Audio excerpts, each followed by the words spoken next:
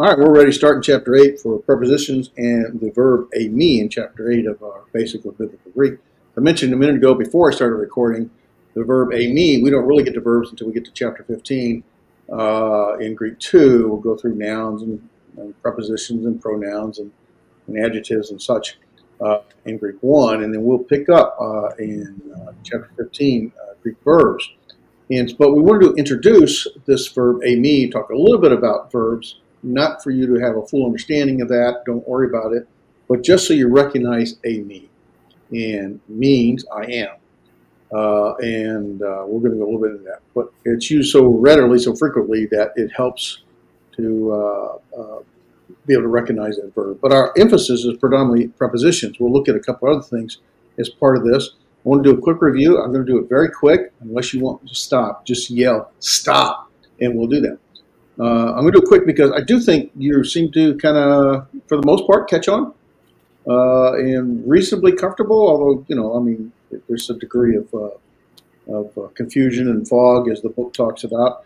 But that clears up pretty quick for you, it seems. And so we'll kind of move forward with this as a review. It never hurts to kind of keep going back over it. Repeat is extremely important. So this is set up in the order that you normally find it in what's called the, let me see if I can right here, okay. In the 2, 1, 2 fashion, second declension, first declension, second declension. And so we have second declension masculine, first declension feminine, and second declension neuter.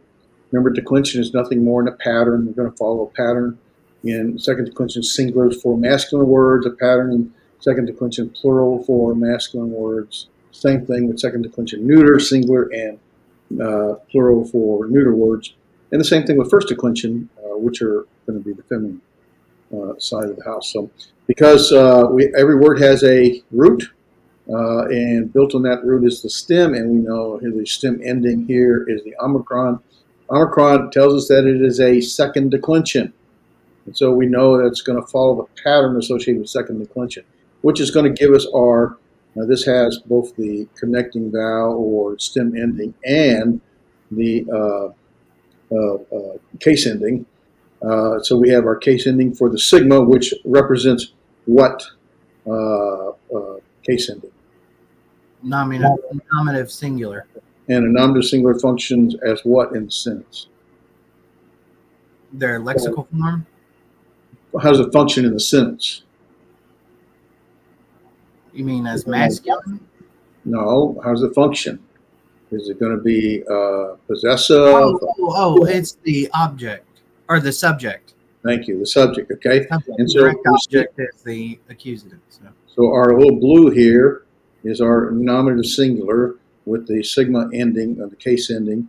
And our red, of course, is going to be the, also we notice the omicron case or stem ending or connecting vowel. And with the noon case ending. The noon is going to be the accusative, and the accusative functions how in the sentence?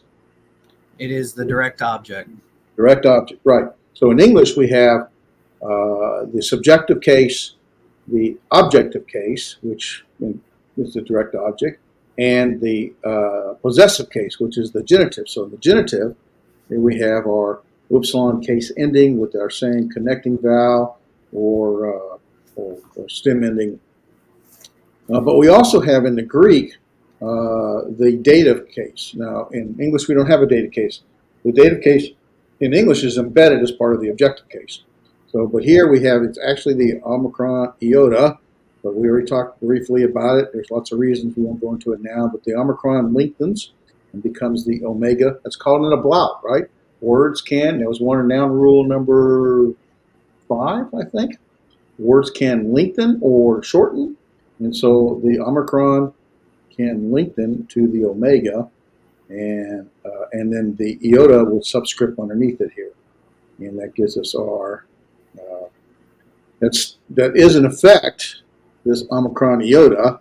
It just has a blout or change to the lengthen to the omega with the subscript iota, right? Okay, and that's our dative case. Really easy to recognize in the dative because that subscript iota, at least in the singular. Also in the plural because the omega nu, which we'll see more. Same thing in our first declension, singular feminine words, right? No case endings.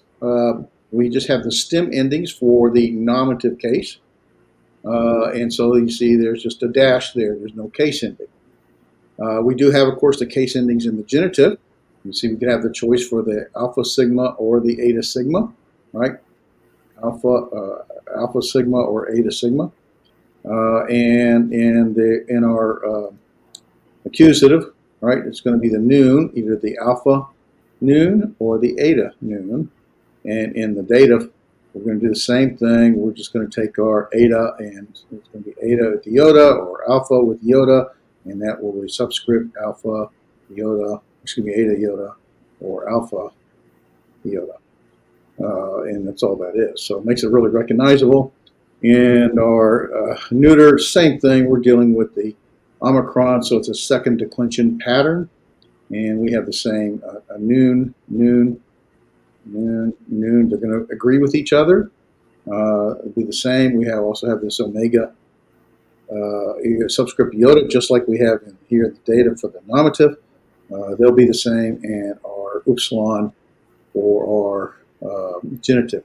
So you notice that we have the same here as we do here. We have the same here as we do here. Those are part of the noun rules. Okay, so just helps you see a pattern to recognize that. We go to the plural case, same thing. We're just continuing the pattern for the, again, the plural version of plural for the second declension masculine, or the plural for, again, second declension neuter. The masculine, we have the iota, the omega nu, the sigma, iota sigma, and the upsilon sigma. And for nominative plural, genitive, dative, and accusative plural, right? Nothing exciting or new here. It just helps you to recognize the word. So agape, is going to be our eta, iota ending. That's of course our case ending. The iota is the case ending. The iota is the case ending. The alpha is the case ending. And again, we have the same thing there. We have, look at this, this always makes life so much easier right here. All genitive plural. Nice little pattern there. The iota sigma, iota sigma, iota sigma. This is the same as this because the Omicron stem. This is the same thing, but it has the alpha. And notice there's no eta there. And same thing here. Alpha sigma is our accusative. That can be, we go alpha sigma on the singular side, that would be the genitive for the first declension. But eta sigma on the genitive singular cannot be confused with that. So that differentiates it. So, okay? Any thoughts or questions on what we did there? No, sir. All right, cool. All right, so here's the noun case endings, right? You should know these pretty reasonably well. Sigma, nothing new. Upsilon, sigma, upsilon.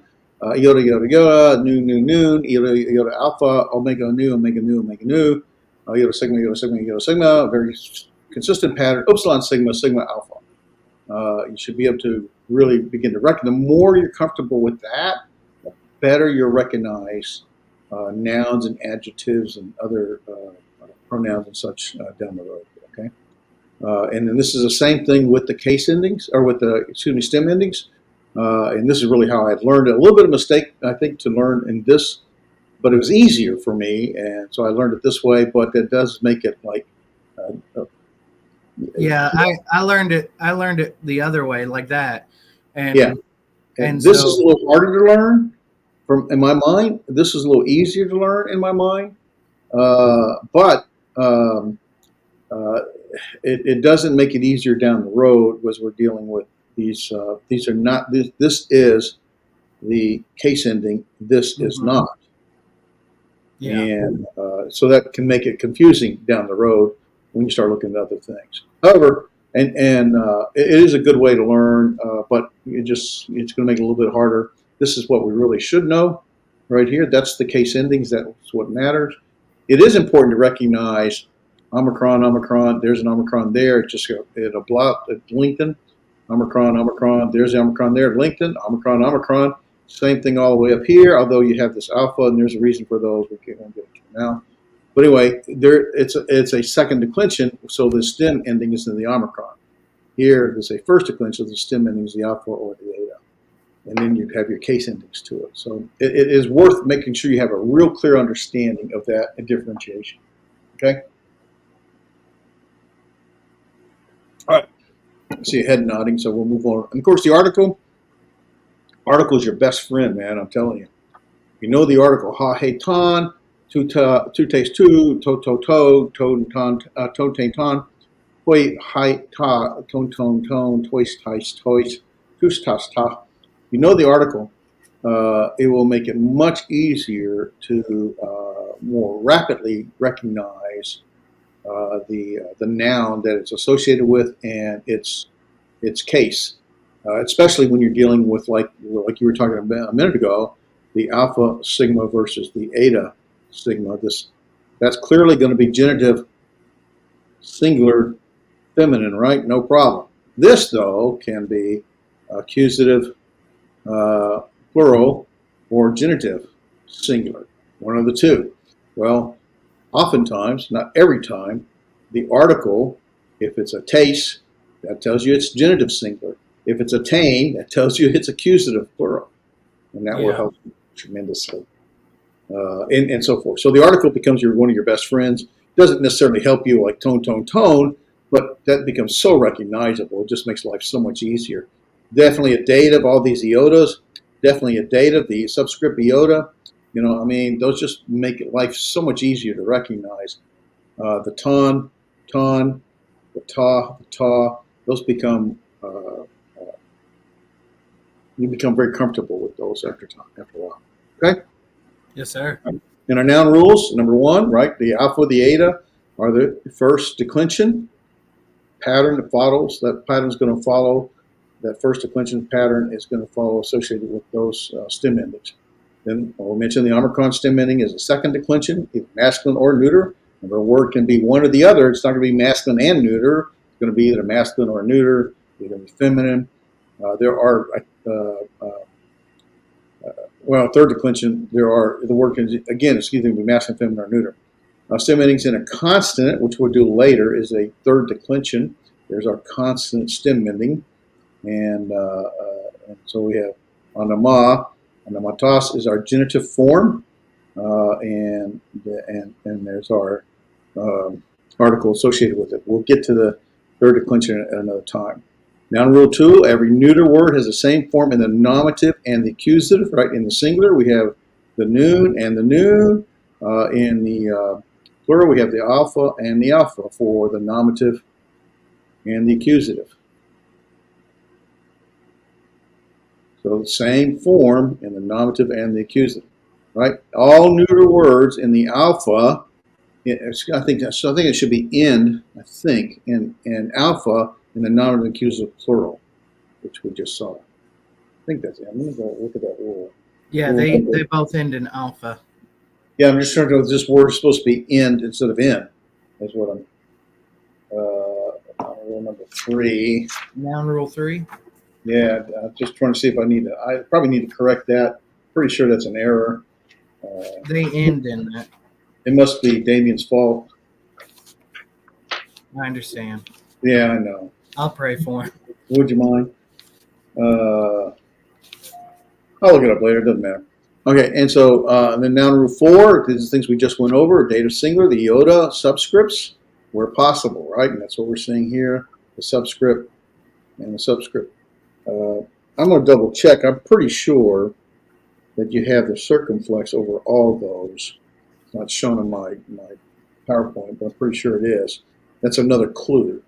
And what's happening is you have this Omicron. They often change their length. An example that we touched on, the Omicron plus the iota, that Omicron is going to link into the omega.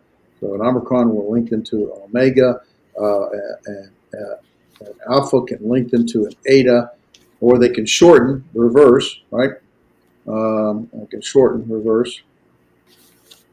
But then when it lengthens, that eota subscripts. Genitive and dative, noun rule 6, the masculine and neuter will always be identical. That's what we were showing earlier, right? So here's our nominative, masculine, and our neuter. And so our nominative is identical. Our dative singular is identical. Our dative plural is identical. Our dative plural, genitive plural is identical. And our dative plural is identical. And that's all that's really saying. Okay. And so, what time is it? I don't know how much time we got here. It's 8:30 Okay, 9:30. or 9:30 your time. Get it right. Okay, let's don't do third declension, but give me the noun case endings for the nominative singular in this order: 2, 1, 2. What are the case endings? Sigma. The feminine doesn't. The feminine just ends in eta or alpha, so a dash, and then a nu. Okay. Genitive singular. Let's just go down the list. Genitive singular is, because I always go accusative next and then genitive. Yeah, you're going to want to do this order over time, but go ahead.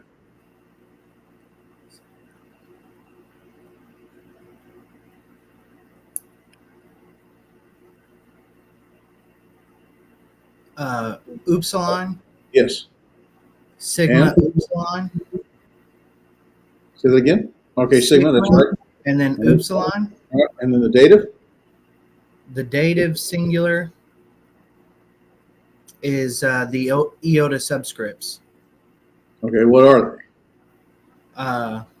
Omega iota, eta iota or alpha iota, and then omega iota.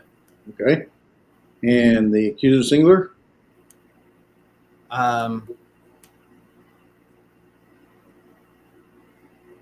Is the same all the way across. Nu. Okay, what about the plural? All right. It's iota, alpha. Iota, alpha. And then for genitive,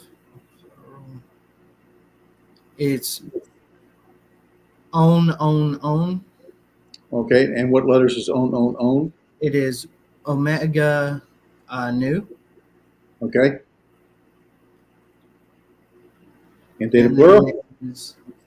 Dative plural is iota sigma. Iota sigma. And accusative plural? Upsilon sigma, and then alpha. Right, because that's got to be the same as that, right? Very good, man. Not bad at all. Okay. All right. So now let's talk about where we're at. I had to sing some of it in my head to be like, okay, here we go. It's pretty good. All right, so get to chapter 8, prepositions. So one of the things about prepositions, I'm going to talk about. Yeah, I'll go ahead and mention this. If you look in your exegetical or in your preposition on chapter 8 on page 67, he got a point here that it's kind of interesting. I do want to highlight this. I'm going to stop sharing this screen and share another screen here. Let's see if I don't mess this up. I'm working the best I can. Let's see if I can do this without messing it up. Huh. Let's see it. Why don't I see it on the set?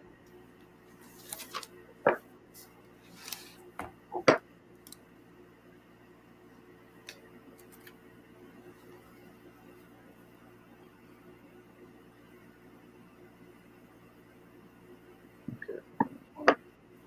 There it is. Okay. All right. I want to share this. Okay. So it was down. So there it is. So that's another way. Okay. I don't know if it's big enough. I can see it fine. Okay, good. All right, I want to change something here, though. Hold on a sec. Well, let's talk about what is in the, let me go to the Greek text first. Okay, let me pull up the Greek text right here. Should be what we're looking at. Okay, yeah. Okay.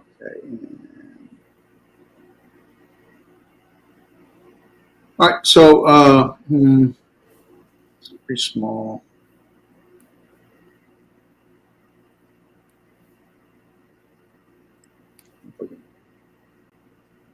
Zoom that up and let's see. I can still see it, Dave. All right, good enough.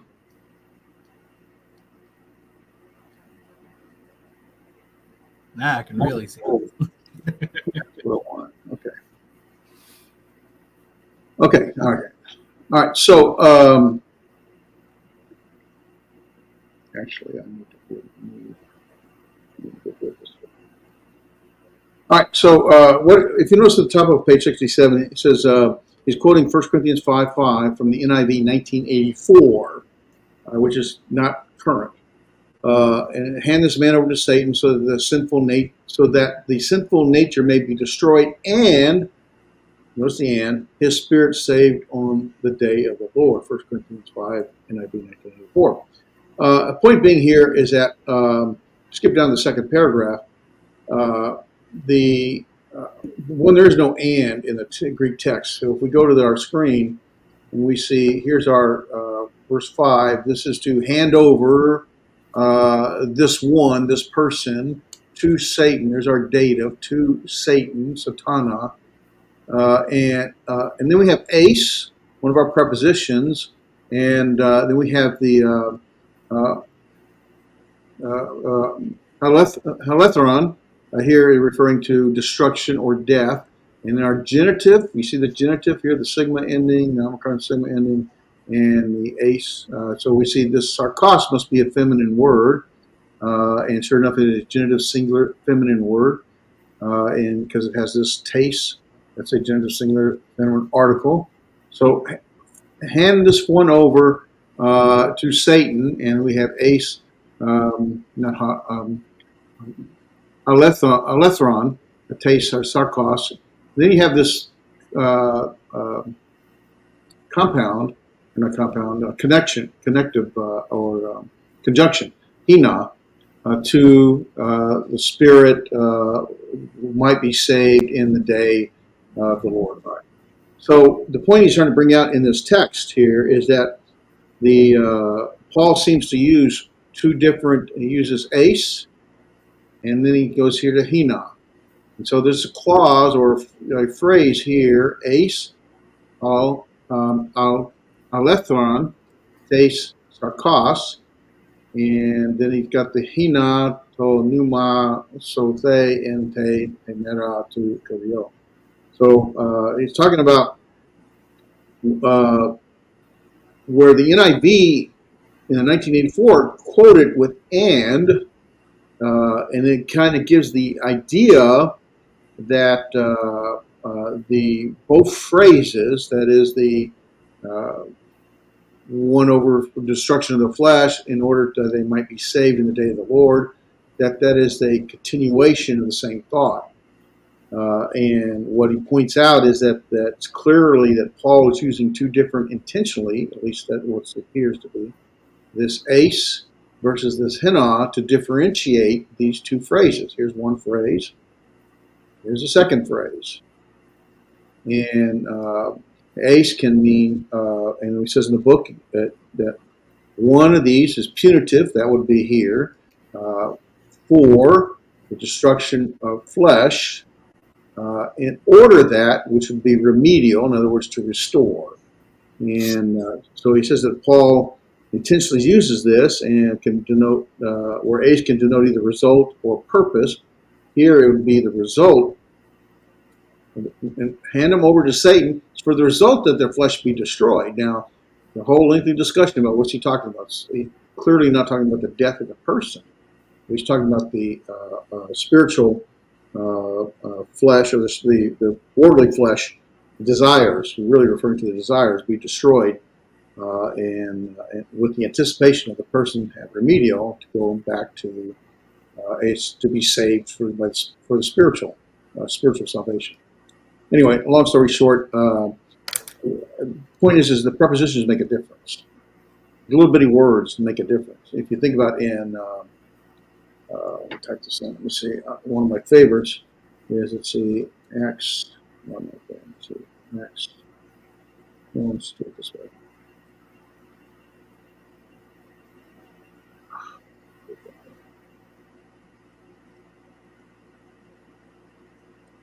We're all familiar with Acts 2:38. Oh my.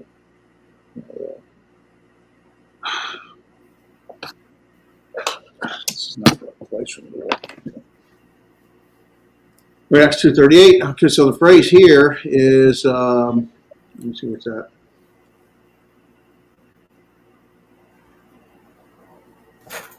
Here it is. Ace, aphasin, ton, harmation, humon. Now you already learned harmatia. Here it is in the genitive plural with the omega nu ending. Here's the pronoun, which you haven't done yet. Your, and here's the article for harmation, also in the genitive plural, and so it's sins, your sins, right? For, here's aphasin, the forgiveness or pardon or remission of your sins, right? So a lot of people for a long time would say, and many people in the denominational world, not as much anymore, would say, because your sins have been forgiven or pardoned or whatever. And there's a big discussion on whether ace can mean because. And the reason is when you say for forgiveness of sins, in English, for can mean because. However, ace rarely ever means because. And so understanding the prepositions can make a tremendous difference. If you look at its parallel usage, which is in Matthew 26, is it verse 26? I can't think of it now.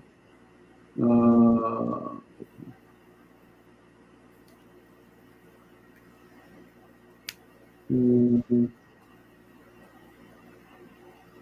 me find. Let me look at it in English. It'll help me.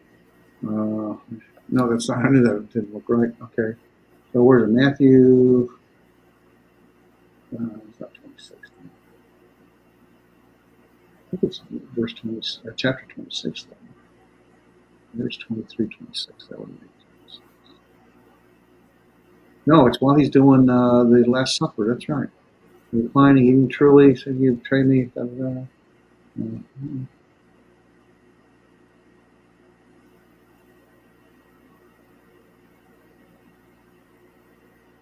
yeah, here it is right here. So verse 28, that's where I got to go. All right, so verse 28, tuto, for, this is, here's eīmī, we'll get to in a minute. This is my blood of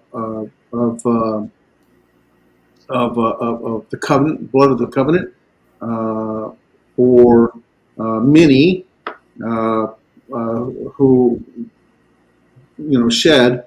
Now here we have the same phrase, ace, aphasin, harmation, for the remission, forgiveness of sins. And so what he's saying, I'll just do it in English for you. What he's saying is that this is the blood of my covenant, which is poured out. Why is it poured out? Well, it's for many. Why is it poured out for many? For the forgiveness of sins. So if in fact we go to Acts 2:38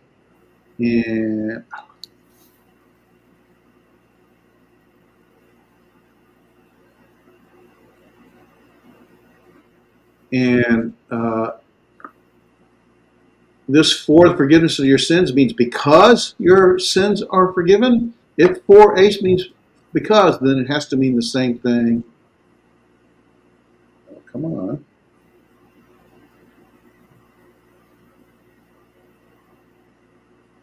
It has to mean the same thing.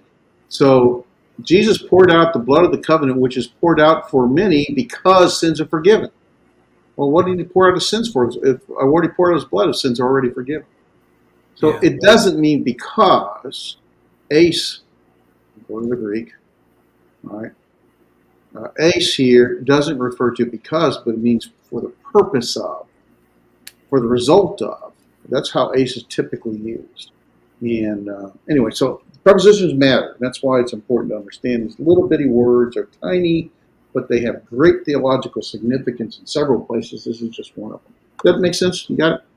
No, that makes complete sense. See, you see how important it is theologically to look at these prepositions because of and for are Right.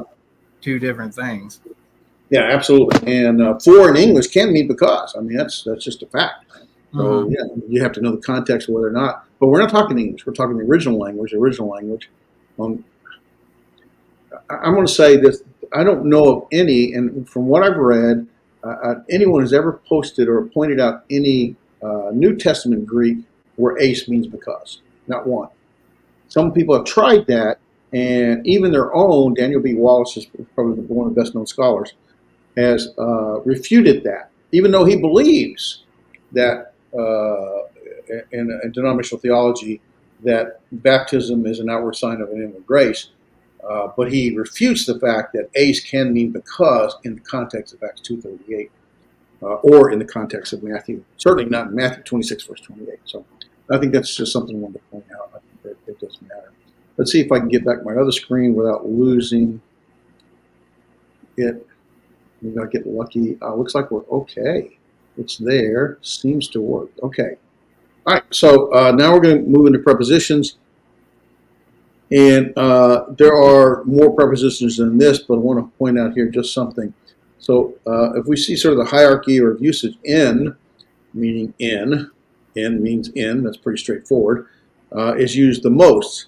And then ace, the second most, 1,767 times, and you can go down the list on your own time, and you can see how many of these prepositions are used. We're going to talk more about these in a bit here. I do want to point out, and it's going to come out in some of the other things. Well, prepositions work the same in Greek as they do in English, right? Or really, English is the same in Greek. Prepositions indicate a relationship. It's the relationship between the two, objects or two words, two nouns generally. Although it can have a verbal influence or relationship. So, for example, the apple is what? It's on the desk. There's the relationship. The apple could be under the desk. It could be besides the desk. It could be above the desk, near the desk. All prepositions, and they describe a relationship. Oftentimes, it's a spatial relationship. Space being, space. Sometimes beyond space, it could be more than that. The Greek prepositions are slightly differ a little bit from the English ones, though. Here's some Greek preposition.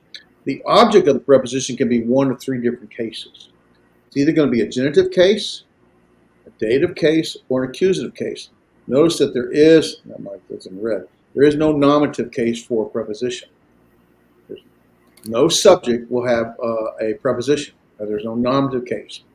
But the object of the preposition, we'll talk more about that, is either going to be in the genitive, the dative, or the accusative case. So all these prepositions, this one is going to be its object will be in the dative. This one will be in the genitive. Ace is going to be in the accusative. And we're going to talk more about these in a minute. All right. So a preposition, the meaning of it is based on the case of its object. All right. So the object of the preposition, here's our preposition. Here's our object. Okay. Dia to hetero. I think that's a rough breathing. This is the temple. I'm pretty sure I'm going to memory. Right? What case is this? That is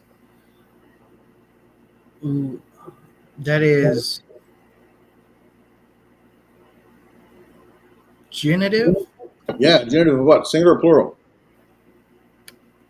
It is singular. Right. We get the same thing in the article, right?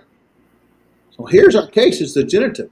And so this article, dia, is going to be in the genitive. Now, I say in the genitive case. Dia plus the genitive case is translated through.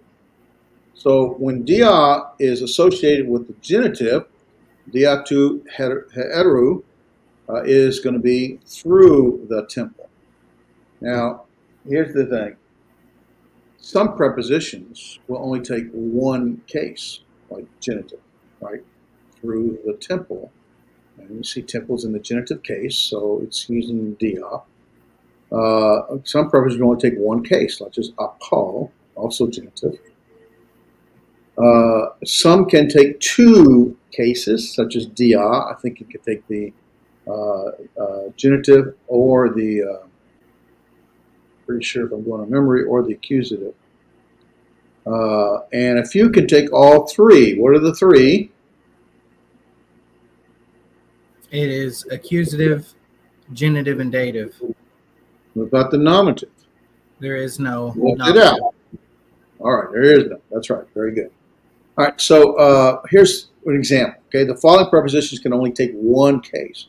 Apa, it can only take a genitive case, so and it's almost often translated as from. Et can only take the genitive case, and it's almost always translated as out from,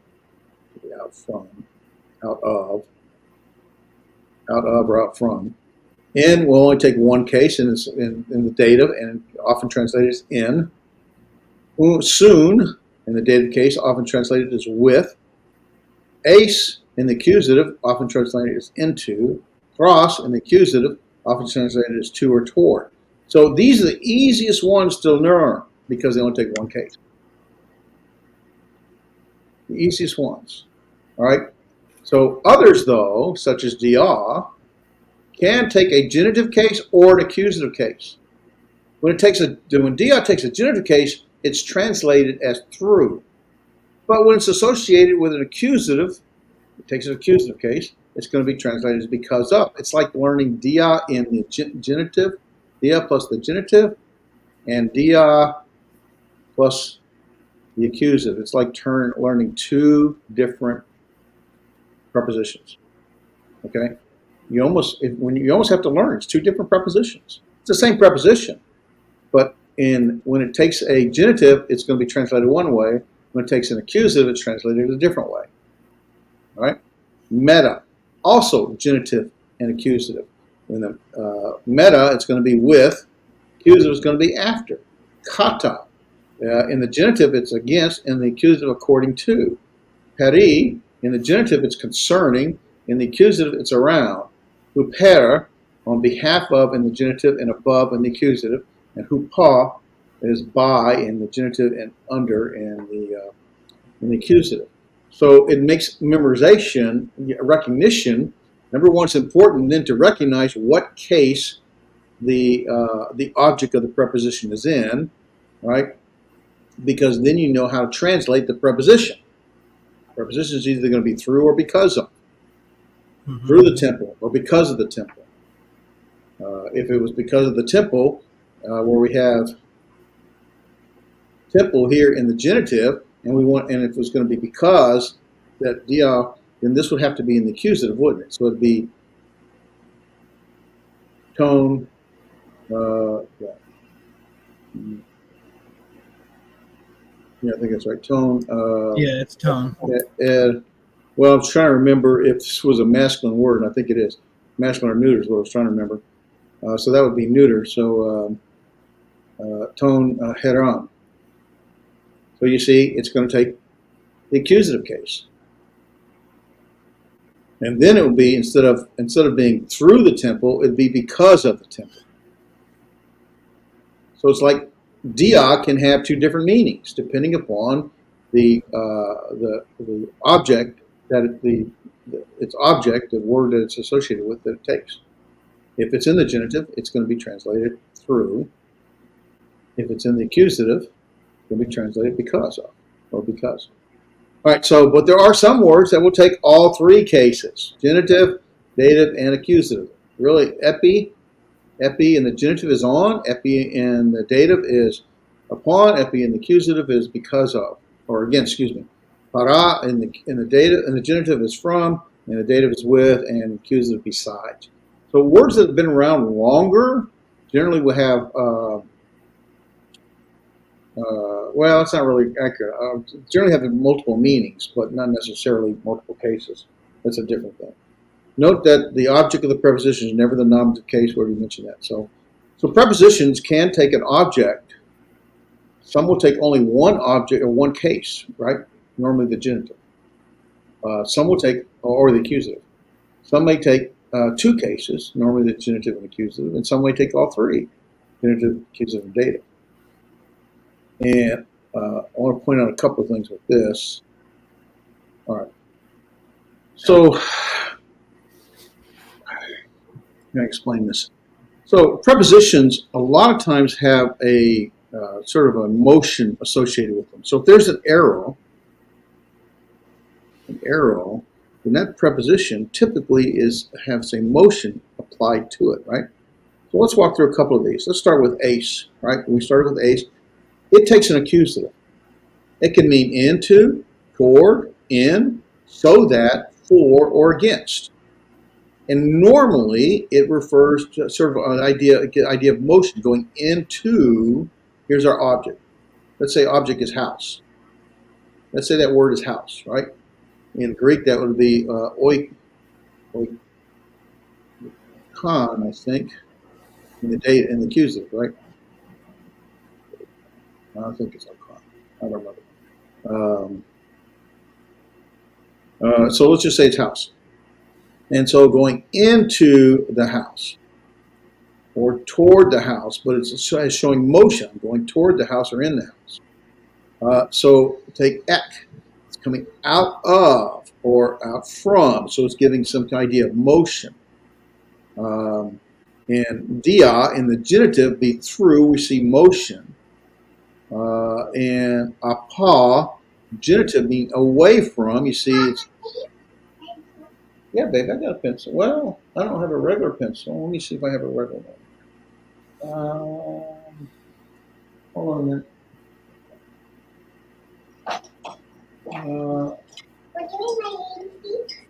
I love ABCs. A, B, C, D, E, F, G, H, I, J, K, L, M, N, O, P, Q, R, S, T, U, V, W, X, Y, and Z.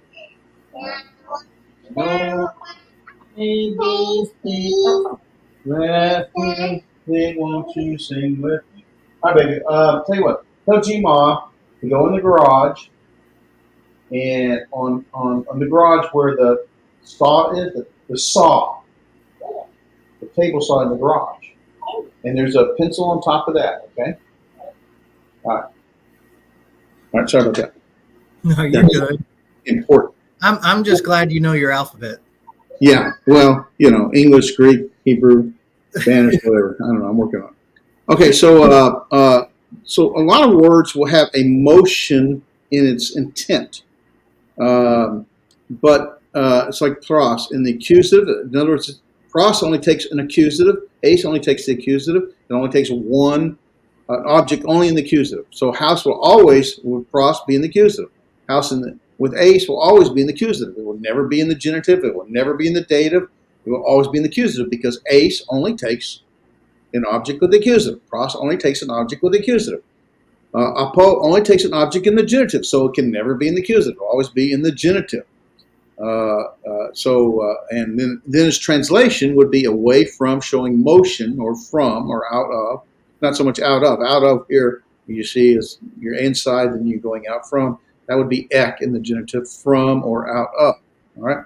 But there are some words like in, where there's no motion. It's stative. It doesn't move. Right. You don't see an arrow like it's in the house. Well, that's sort of like, hey, I'm in the house. And there's no motion associated with. I'm within the house. Apo in the accusative is under or below. It's sort of its point, but it's not moving towards or out of. Kata in the accusative is in accordance with or along at, but in the genitive it has motion down from. So you see that there's some, and I bring this out because I want to point out a couple of things here. So two things really stand out here. Prepositions will take an object either in one case, two cases, or three cases. Whichever case it is determines how you translate the preposition. Some words will only take one case, only the accusative or the genitive, and depending on what that cases, that would determine how you translate it. If it takes two cases, such as the kata, okay, go away. It takes kata, then it could be it's object, right? House, kata, kata oikan, kata oikoku, can either be in the genitive or the accusative. Is that making sense? Yeah. All right. But preposition can show motion or can be stative, or like it doesn't really, like it's in or within or under or by or near, but it's not showing motion. Now, here's why I mentioned that, okay? What you're going to find is prepositions, sometimes like it will mean against, ace, or with, and sometimes ace will actually be translated in. Well, wait a minute, I thought in was in, but sometimes ace will be translated in. So what happens, verbs will also be either motion or stative. If the verb is stative and the preposition is stative, no problem. Everything gets translated just like it would. So in a verb that is stative, like was, to be, will be, then ultimately we'll just translate it like it is, in, within, while, because of. However, if the verb is motion and the verb is stative, then the verb pushes that stative preposition to have motion. And so all of a sudden, this in might be translated into, or something of that nature. Or this stative verb with this motion ace, because it normally has motion, right? Well, the verb takes over, its state of power overrides the motion power of ace, and now ace gets translated in and not into. So I know it's a little much. That's not really Greek 1, but I want you to see that because now we're going to do eİmī. And eİmī is a state of a verb. And so we'll talk about that here in a minute. So, okay, does that make sense? Did I really throw you off? I did my best. No. I was just wondering if, is this graph that you have here, is this in the book? Because if not, could you send me that slide? I'd like to have this slide because it helps out a ton. We got the slides. I'll give you the slides. That's right. I'm sorry. Yeah, because this one helps out a ton. I didn't even charge you for the slide, and I can't remember if it's in this book or not. I'm pretty sure it is somewhere. Yeah, it is. Not the same detail. It's on page 75, but not the same detail. But this really helps out with like seeing the prepositions, I guess, a little bit easier than just words. Yeah. I think so. Anyway, all right. So prepositions will show, as we mentioned, relationships between two words, right? And we have an object of the preposition, and we have a prepositional phrase. So let's talk about what those are. So here's our preposition ek. It's the preposition, and ek typically has a idea of motion, the coming out of. We go back to our little picture here. Here's ek, out of. So it typically refers it takes a genitive, and it typically would be translated from or out of, or possibly because or of. And so ek here typically has motion. It's the preposition meaning out of. Its object is basileos. Okay? So the object of the preposition is basileos. So if we have our big circle, there's basileos, right?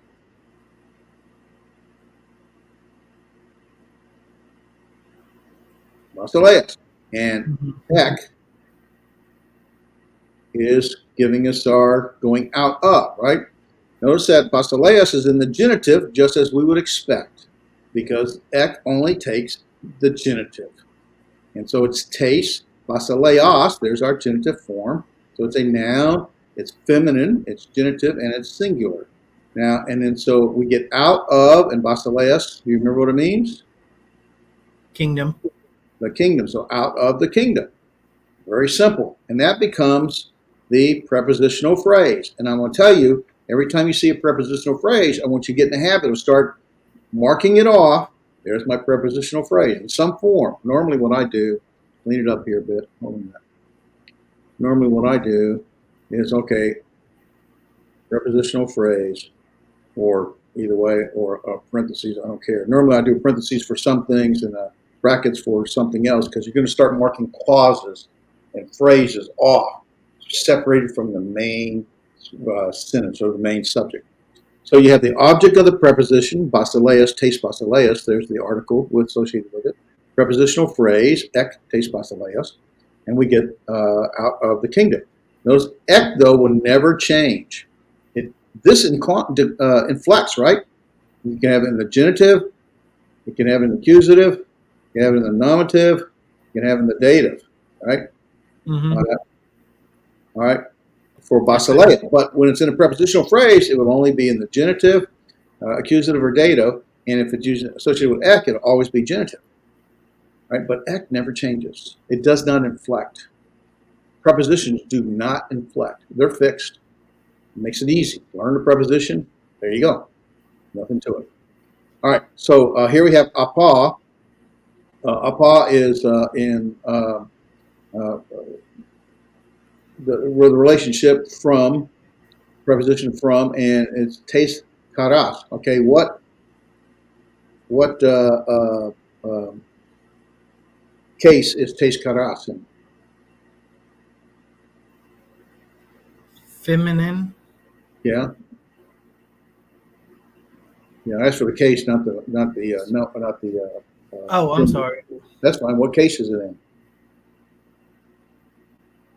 The genitive. Yeah, genitive, right? You got the answer right there. And what Man, I is could it have feminine? cheated. You know Right it's there it feminine, is. huh? I said, man, I could have cheated. It's right there. Right. Feminine, genitive, singular, right? And Yes, it's sir. from joy, right? And if we go back to our little circle here, apa has motions from, it's away from, so moving away from joy. This would be joy. This is our object right here. It's our object. So away from joy. That makes sense? You see how it's flowing like that? Mm-hmm. All right. And then here's another one. Again, relationship between two words. Now this word you haven't had. This is the verb elthen. He came.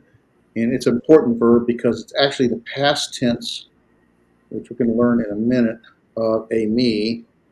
I got to hurry to get to eİmī. So I'm going to say he came from, or to, plus to or towards. And then we have the accusative, right? Masculine, accusative, singular, ton iesun. He came towards Jesus, or came to Jesus, right? So our prepositional phrase is here. Let me clear this out because I wanted to show something else here. This is our prepositional phrase. This is the verb. It's not part of the prepositional phrase. But this is the predicate, and anything associated with the verb is part of the predicate. Okay? Okay. All right. eİmī is a verb, and I want to spend, how much time we got? All right, we got about 10 minutes. So, all right. So in nouns, we learned, this is important. Nouns, we have case, number, and gender. We learned there are really 5 cases. We focused on 4 of them, right? The nominative, the genitive, the dative, and the accusative. We also know there's a vocative, but we didn't go into it. Numbers are either going to be singular or plural. And the gender is going to be masculine, feminine, or neuter, right? Yes, sir. That's not the same for verbs. Verb is going to have basically person, number, let's do number, person, number, and let me go blank. First person, second person, third person, number, singular or plural. There's no gender. First person, number. What am I missing here? I've gone blank. It's an age thing, I'm sure. You read the book, right? So what's the answer? Just person and number. Okay, that's all it is. Yeah, that makes sense. So there's a difference. When you get to verbs, we're dealing with just first person, second person, third person, singular or plural, right? So first person for eİmī is I am. Second person is you are. third is he, she, or it is. And the plural, of course, would be we, you, and they. Got it?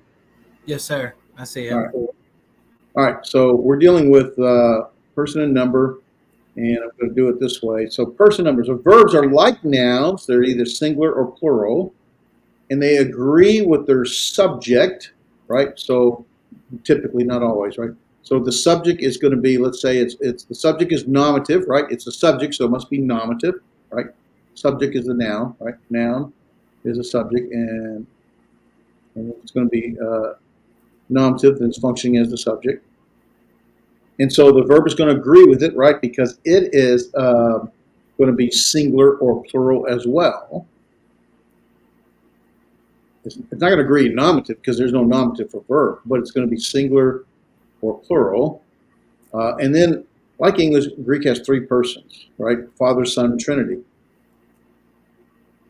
Yes. No, you didn't get my joke. Father, Son, Trinity. No. I heard Father, Son, First Trinity. person, second person, or third person, singular or plural, right? So here's a verb, akuo, aku, and they got a root, they got a stem. We're not going to go into that, and they have personal endings, right? First person, second person, third person, singular.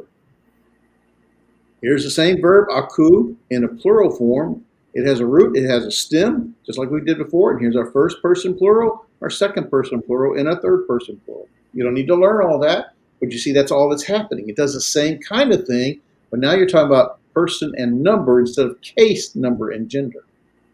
Okay? Did I get it okay? Yeah, no. I So get here's that. what's actually happening, okay? And I'm gonna touch on this, but you're not gonna learn it. Don't learn it. Just know it exists. So just like we saw before, verbs and just like nouns, verbs have stem, like lu. And then they have a connecting vowel, just like nouns had a stem ending vowel or connecting vowel, in this case omicron. And then they're going to have a personal ending. They have both a primary and secondary options. And that personal ending in of itself is going to tell us person, number, and voice. I knew there was something else, active or passive, which we're not going to get into later now. Anyway, so there's a structure just like we saw in nouns.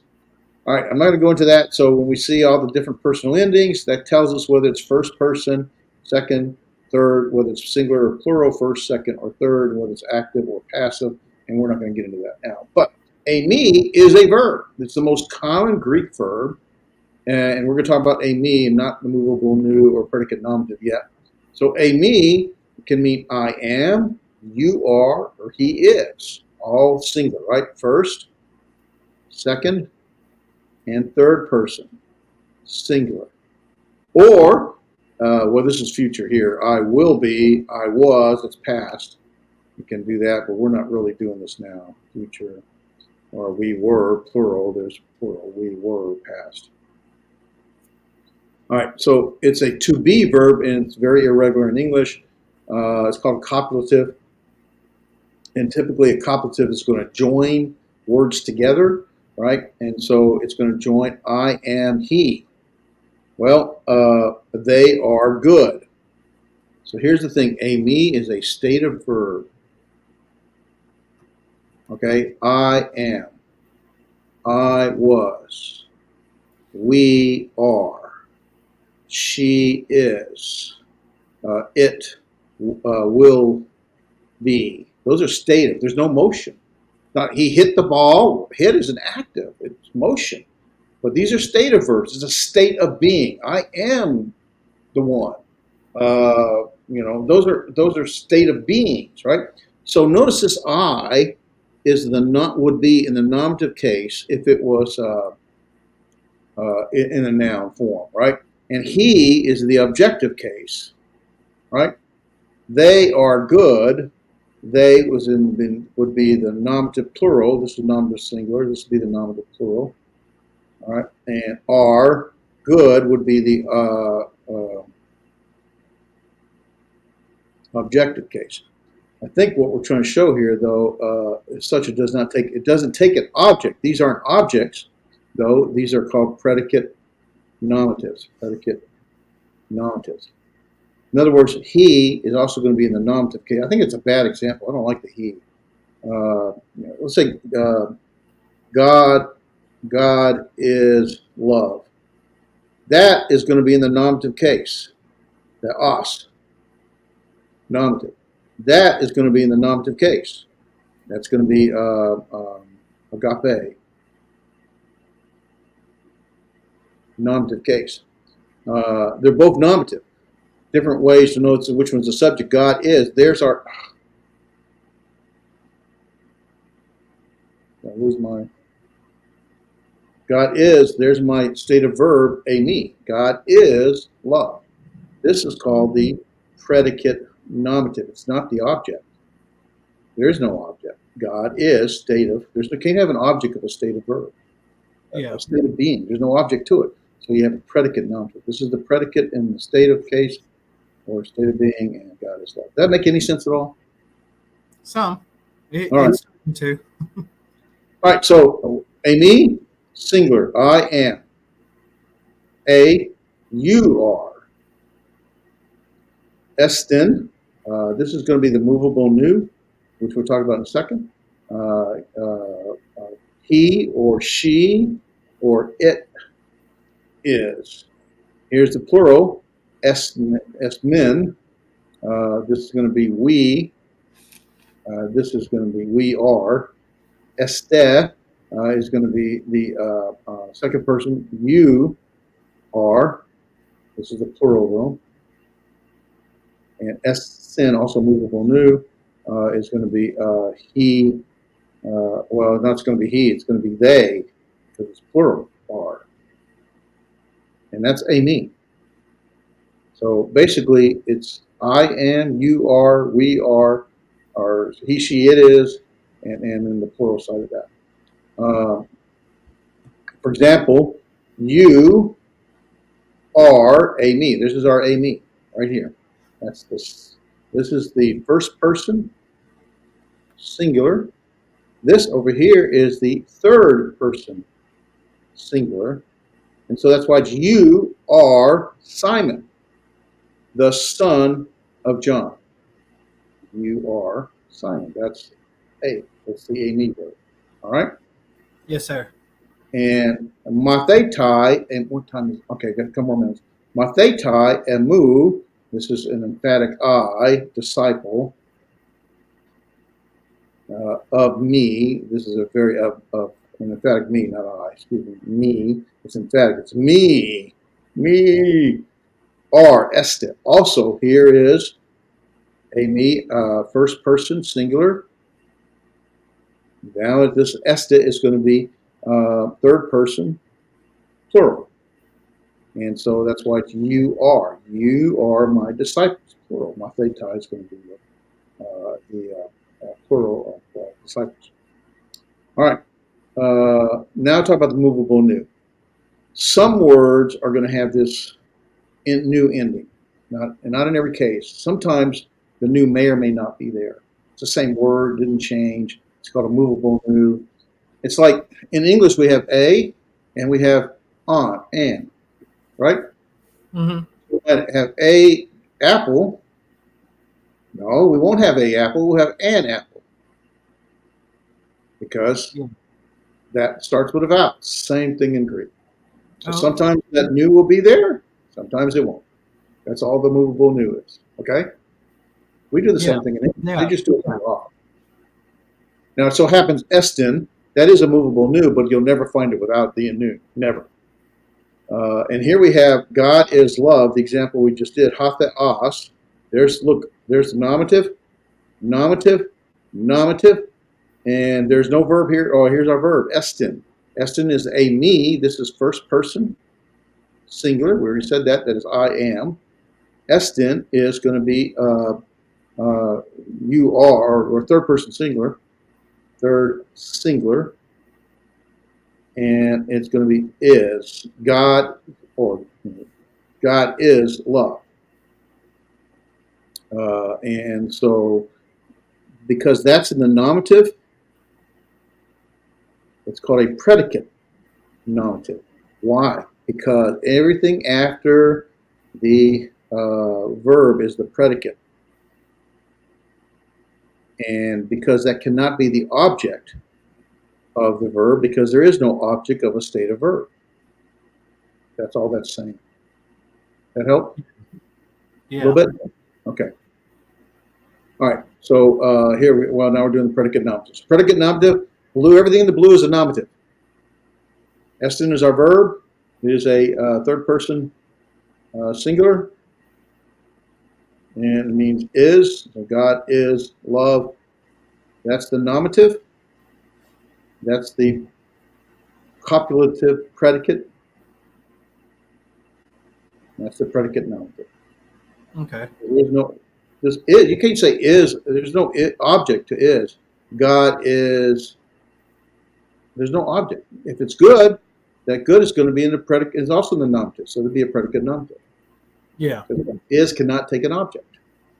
Was, am, will, because, or begotten, born. All right. That was quick. You need to go through the book and the homework, and hopefully it'll come a little better light. And Yes, sir. We'll go back through it. So this chapter has quite a bit. We go into prepositions. We go into the verb. We go into predicate nominative and the movable mu. I thought that's a lot, but anyway, quick vocabulary. Allah is a preposition meaning rather or other or another. Is that right? I'm going on memory. So you're supposed to know, not me. Not my job to know your stuff. Allah is but yet or rather. Rather, I started with rather. I should have stepped with that. Okay, or rather.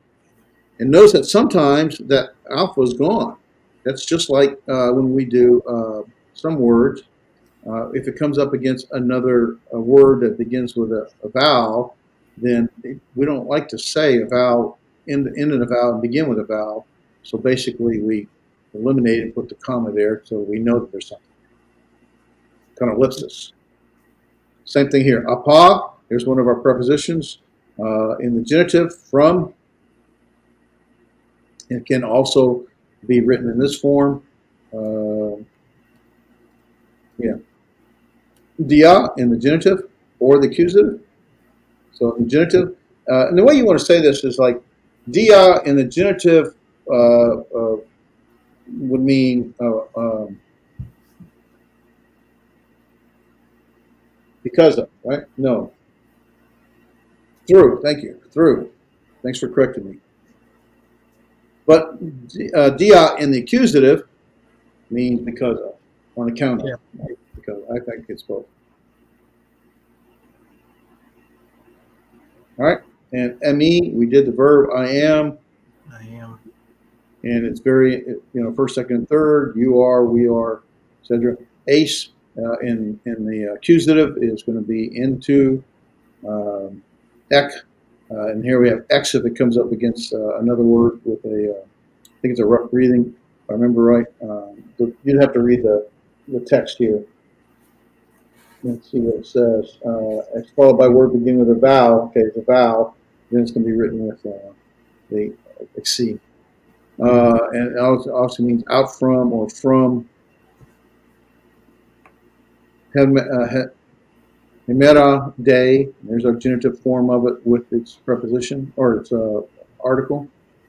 Hain is the past tense of eîmí, and it means was. So it's only two verbs you're learning. Hain, actually, eîmí is the verb. Hain is the past tense form, so it's really one verb. But they have it listed separate because it occurs so often.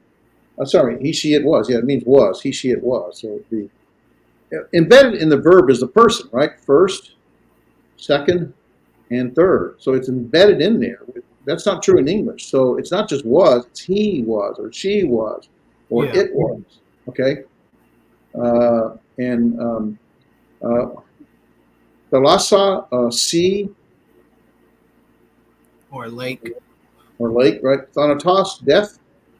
Tina, in order that, or Ioannis, John. Let go, I say. There's another verb. This is I say. This would be I say. Meta, after or with, depending upon what article or what object it takes. Oika is house in the feminine form. Oikos is house in the masculine form. There's no difference in the house. One's a masculine, one's a feminine. So if it's a woman's house versus a man's house. Aklos, crowd. Para, it would be From. from or besides, right? Is it besides? Yes, sir. Yeah, Besides, in the presence of along of. Right. Parabole would be a parable, obviously, and pros, to or towards, and then hupa, also from or by, not from, by or under, right, in the accusative. Yes, sir. In the genitive, right? Okay. That's it. I'm going to do that. All right. Any thoughts or questions? No, sir. Sorry, I went over, buddy, and you don't get much of a break, but you got class. So. Oh, you're good. No, it makes sense. Kind of, it might be a little bit of a fog in some of this, especially the eİmī, but I don't really expect you to learn others about verbs, but just recognize eİmī and you start to see other new verbs come up that will be part of your vocabulary, such as let go, I say, and notice that verbs include the person as well as the number. The number, of course, is singular, plural, just like it is for nouns, but verbs have person, first, second, or third. And yes, so sir. it's either I, you, we, or us, kind of thing. All right? Yes, sir. I mean, I see why eİmī is so well used, because you got like Jesus saying, I am the bread of life, or you are the light of the world. Exactly. I mean, there's a lot of those. We get more into that because eİmī is not always present. Sometimes it's the verb itself, let go, doesn't mean say. It means I say. And sometimes you can have, Jesus might say, eİmī I say, eİmī let go. Well, he's saying, because I am or I say, let go, he could be emphatically saying, I'm the one saying it. So anyway, we'll get into that more later. Okay. Yes, sir. All right, man. Thank you very much. Hey, thank you.